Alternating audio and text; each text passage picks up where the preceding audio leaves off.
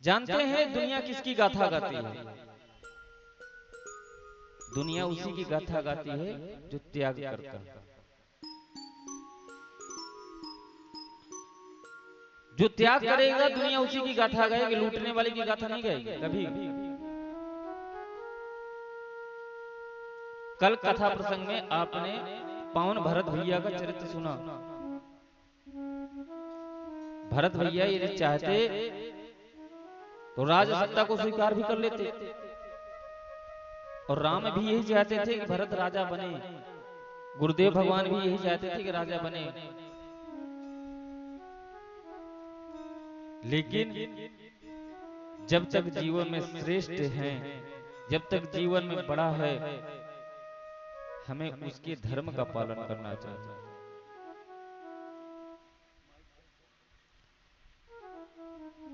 परिणाम क्या रहा कि भरत जी ने भगवान से उनकी चरणों की भक्ति मांगी, और भरत जी प्रभु की पादुकाओं को लेकर चित्रकूट से अयोध्या की तरफ गए, और 14 वर्ष पर्यंत भरत जी ने उन्हीं पादुकाओं को सिंहासन पे रखकर राज सत्ता को संभाला। भरत जी कहते हैं इस सत्ता का अधिकारी और यदि कोई है तो मेरे रघुनाथ जी के अलावा कोई नहीं। मैं एक बात कटु सत्य बात कहने जा रहा हूं, जो यहाँ के समुदाय हैं या जो चैनल के माध्यम से सुन भी रहे हैं। जीवन में कितना भी आपके पास राज सत्ता का मद आ जाए और आप इस चीज का प्रतीत कर रहे हैं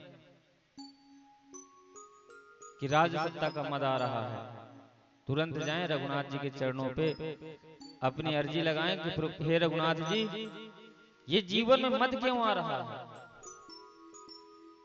ये सेवा का संकल्प भी आपने मुझे दिया है, आखिर ये मद आया कैसे? यकीन मानिए वो राज सत्ता आप जीवन पर्यंत व्यतीत कर देंगे, आपको कभी मद आने वाला नहीं, जब हम रघुनाथ जी के शरण में चले जाएंगे। भरत जी ने राज सिंहासन नहीं मांगा, न राज पद मांगा, भरत जी ने भैया के चरण पद मांगा।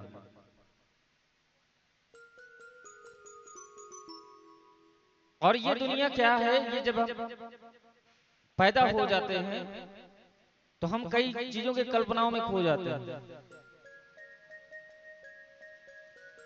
और कल्पना में खोने के बाद एक दिन की कथा के क्रम में आपको मैंने बताया था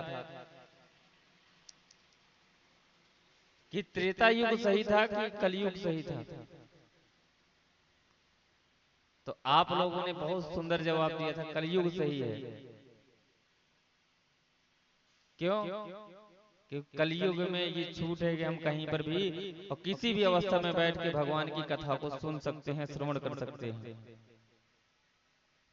लेकिन ये रघुनाथ जी की माया में फंसकर और इस माया में फंसने के बाद भी हम किसकी चर्चा करते हैं? संसारी जनों की चर्चा करते हैं।